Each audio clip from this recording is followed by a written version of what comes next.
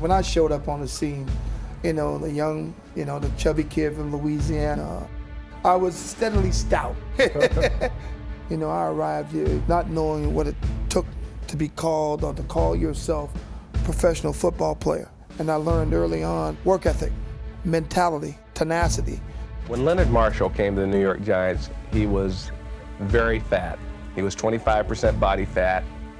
He was doing poorly in practice, and he had an insatiable appetite. He could eat everything. We knew we had to work with him. We evaluated where he was with the percent body fat. We set goals for him. He was willing to make the sacrifices needed. He dropped his body fat to 16%, and he took off about 18 pounds. And today he's a slim, trim football player who sacks a lot of quarterbacks.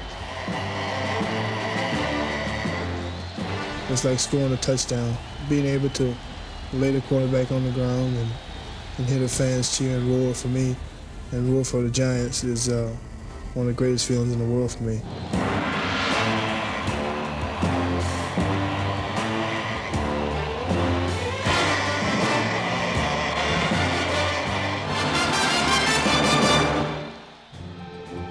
I think my second year here, Bill Parcells hired my strength coach from college, Johnny Parker.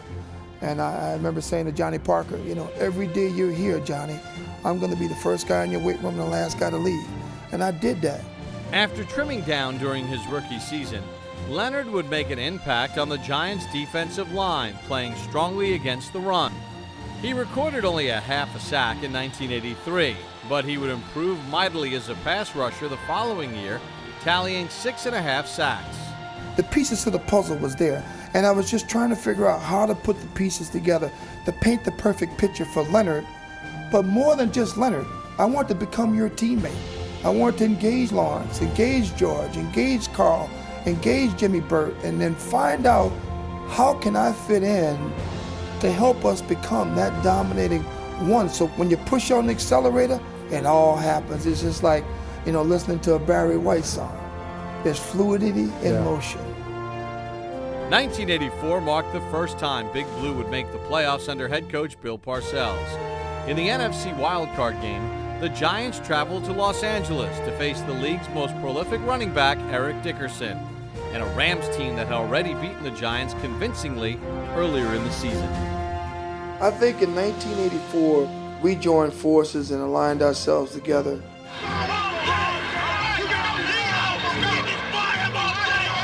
We did something really profound in going from a team that was 3-12-1 to a playoff caliber team.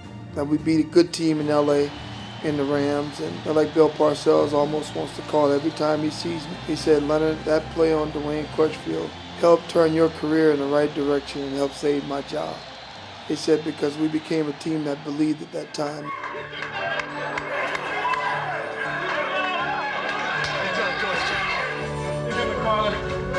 We'd like to give thanks to you for giving us the strength from within and for allowing us to come together as a team, dear Lord, and letting us know victory, not only on the field, but off the field as well. Thank you for these men of strength, the men that really live up to the name, Giants. In the mid-1980s, Leonard Marshall would join forces with Lawrence Taylor to form one of the most devastating pass rushes the league has ever seen. The Giants' feared defensive unit, known as the Big Blue Wrecking Crew, would terrorize opposing quarterbacks across the league. Hey, baby, let's go out there like a bunch of crazy dogs and have some fun. In 1985, we really started to smell our behinds a little bit and knew we were pretty good and knew we could beat a few teams. And then we developed as a dominant force to be reckoned with in terms of our style of play, playing a college 3-4 defense, and being really good at it. I look back on some of the film when we worked, man, we were really damn good.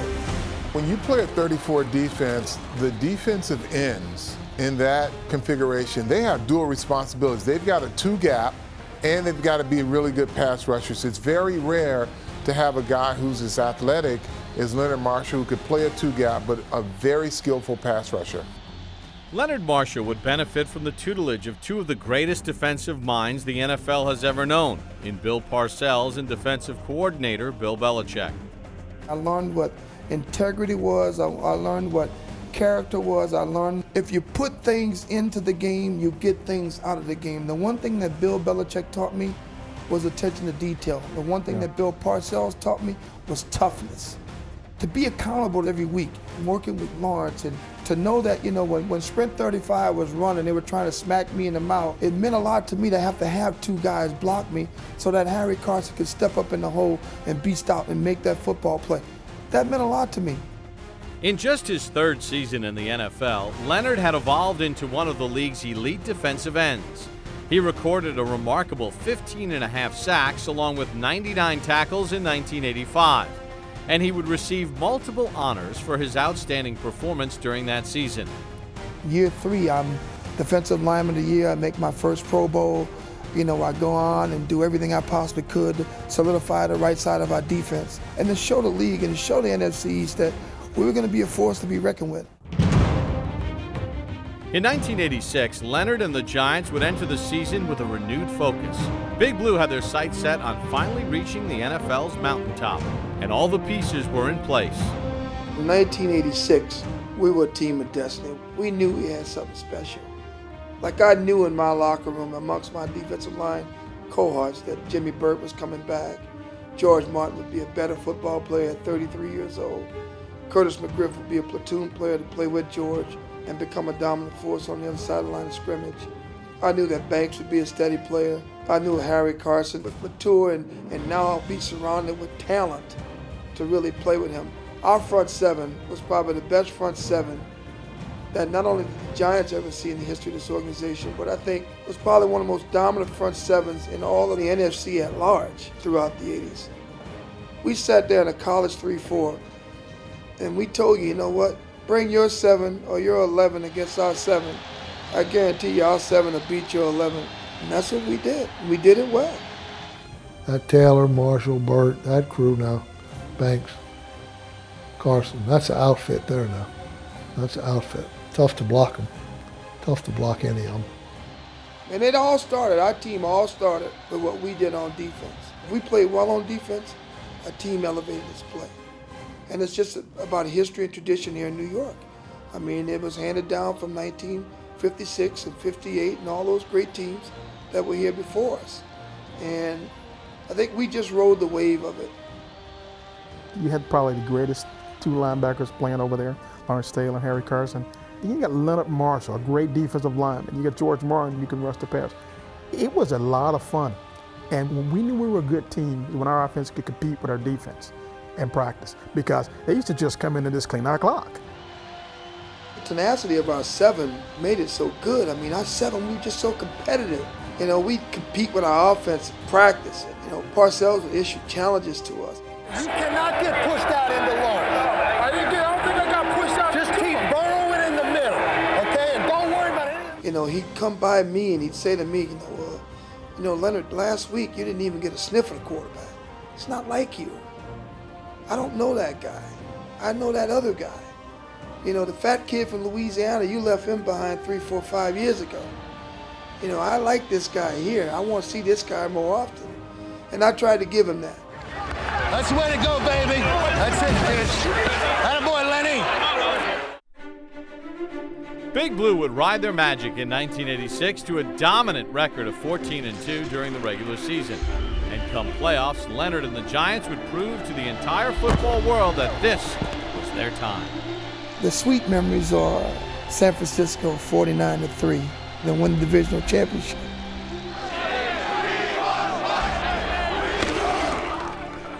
17-0 when we beat the Redskins the third time to go on to win the NFC championship. I'm getting chills just sitting there talking about it. And 81,000 fans got together and said, we're going to show you just how much we love you and how much we appreciate you. And I'll never forget it that they turned Giant Stadium into one big ticker tape.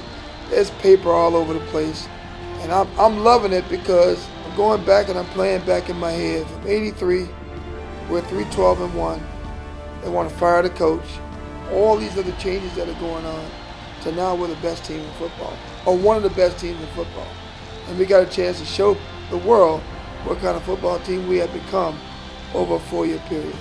I think that was the greatest moment in time for me as a New York Giant player. When you win the championship, you know you're going to the Super Bowl. It's the greatest feeling in sports. At Super Bowl XXI in California, Leonard would help the Giants return to championship glory for the first time in 30 years. Pasadena was try to treat, and although Denver was the lead dog in the hunt in that game, and got all the respect in the world from all the commentators and everybody else. When we came out the second half, and they were playing New York, in that stadium, and we're on the opposite side of the United States here now, and players looked at each other and they said, you know what? This is going to be our half, boys. Now they're going to see our best. And that was just the mentality throughout the rest of the game. Our will, our determination, our zeal for the game just elevated to an entire another level. And I don't think that Denver could match our zeal for the game. And that's what made it so special for us, because we knew we put a lot into it, but we really wanted to show how much we put into it. And I think it was indicative as the game went on and as the game closed out. Our play got better. I mean, we got stronger, faster, we played smarter, we made fewer mistakes. Phil played with the same consistency throughout the ball game. I mean, I can recall a game for myself. It was a 3-sack ball game for myself in a Super Bowl. And you know, one thing I prided myself on was making big plays in big games. The Super Bowl champions are the Giants. Everybody's dream in football. That one time you'll be there. And Jim Burt jumps up in the stands and he's grabbing his kid. He's running around with his kid on his head, and the fans are going completely ape. So Pasadena was very special for us as a football team, but in particular, very special for me. In 1989, New York's hopes of another championship would be dashed as the Rams shocked them in the NFC divisional game at Giants Stadium. Despite a number of setbacks, in 1990, Leonard and the Giants would return in quest of reclaiming their throne atop the NFL. With relentless pursuit, Leonard Marshall and Big Blue would take the league by storm, starting the season with 10 straight wins. That team in 90 came together a lot differently than that team in 1986, because that team in 90 had a lot of issues to deal with. In 86, the table was set. We just ran the table. But in 90, it was quite a bit different. Phil Simms would go down with an injury in Week 15, and backup Jeff Hostetler would take over at quarterback. As the playoffs began, Big Blue's championship medal would be put to the test, and the Giants would respond by dominating the Bears at home in the NFC divisional game. But their toughest challenge would lie ahead as they traveled to San Francisco for the NFC Championship game, where they would face the league's best quarterback, Joe Montana, and the rival 49ers. After already losing to the Niners earlier in the season, Marshall and the underdog Giants would be up for the challenge. For me, it was a chance to redeem myself as a player and hopefully whip their behinds and show them we're a better ball club. In a tough, smash-mouth game, Leonard and the Giants would find themselves trailing the Niners in the fourth quarter when they would suffer a devastating blow from a former teammate. Well, it was Jim Burt, the old New York Giant, 64 right there, and he hits Hostetler right on the left knee. One of our descendants, Jim Burt, laid a shot on Jeff Hostetler. We thought it was a play that was quite questionable. And we huddled as a defense on the sideline, and we said, you know what? Within the framework of the game, if we get a shot at their guy, we're going to do him in. And when his team needed him most, Leonard would fire a shot heard round the entire football world, a devastating hit that has become known as Marshall's signature play. Everybody likes to refer to the Joe Montana play. You know, I'm blocked, I slip, another guy tries to chop my feet, and I'm crawling, and I'm doing everything I possibly can to get there.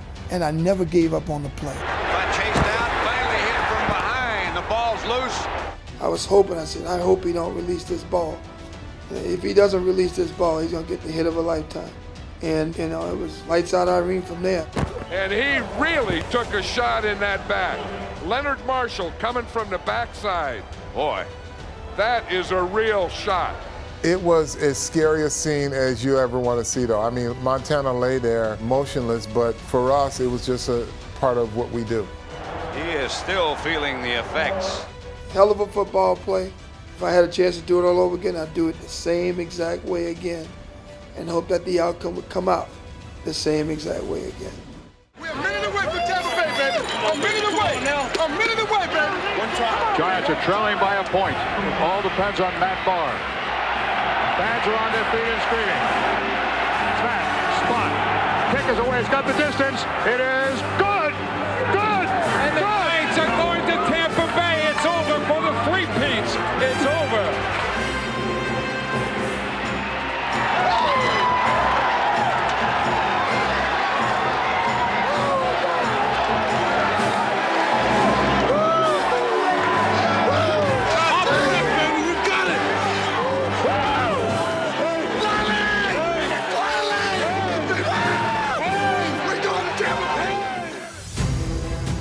And at Super Bowl 25 in Tampa, behind Bill Belichick's Hall of Fame defensive game plan, Marshall would once again help the Giants capture a Super Bowl victory, marking their second championship in just 4 seasons.